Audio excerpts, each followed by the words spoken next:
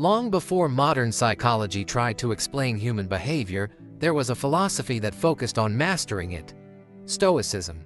It wasn't created to impress others or win arguments. It was developed to understand emotional reactions, social conflict, ego, fear, and control. At its core, Stoicism teaches something simple, yet difficult to live by. You cannot control the world around you, but you can control how you respond to it. And in that space between event and reaction lies personal power. Today, we'll explore how Stoicism reveals hidden patterns in human behavior and how applying its principles changes the way you interpret people, conflict, and yourself. Part 1. The Illusion of Control.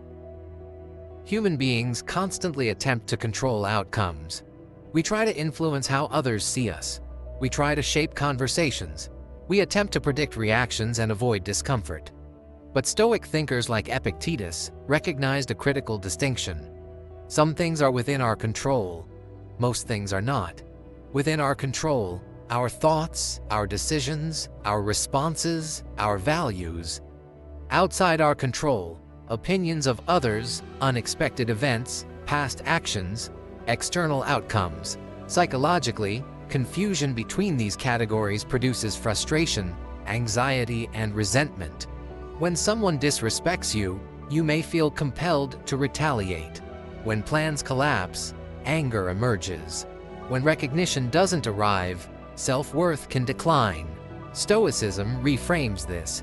It suggests emotional turbulence often comes not from events themselves, but from believing we should have controlled them. Clarity begins when you accept the boundary. Part 2. Perception creates suffering. A central Stoic insight is that events are neutral. Meaning is assigned afterward by interpretation. Two individuals can face the same situation, rejection, criticism, loss, and experience completely different emotional outcomes. One collapses into self-doubt. The other adapts and continues forward. The difference lies in perception. Marcus Aurelius wrote extensively about examining initial impressions before accepting them as truth. Modern psychology mirrors this through cognitive appraisal theory, the idea that emotional response depends on interpretation. Consider, criticism may be seen as humiliation or feedback. Silence may signal rejection or reflection. Failure may indicate defeat or data. Stoicism trains the mind to pause before internalizing the first emotional narrative. Observation precedes reaction.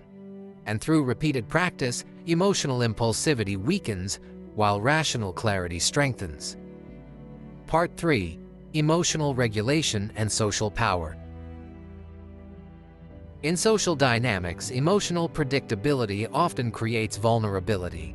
Reactive individuals are easier to influence. They escalate quickly. They reveal internal states openly.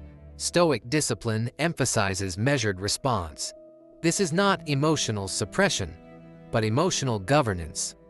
By observing reactions instead of acting immediately, individuals gain composure, strategic clarity, psychological stability. From a behavioral standpoint, calm presence alters social interaction patterns. Others adjust unconsciously. Conflict de-escalates. Manipulative attempts lose traction. Emotional steadiness signals internal security, a trait widely associated with perceived authority and trustworthiness. Stoicism recognized this centuries ago. Control of self precedes influence within environments. Part 4. Acceptance of impermanence. Another Stoic perspective focuses on impermanence. Relationships shift, status evolves, circumstances transform. Resistance to change produces distress. Stoics practiced negative visualization, imagining loss not to foster fear, but to build appreciation and resilience. When you accept that everything is temporary, gratitude increases, attachment softens, fear diminishes. Psychologically, this reduces dependency on external stability. Identity becomes grounded internally rather than situationally.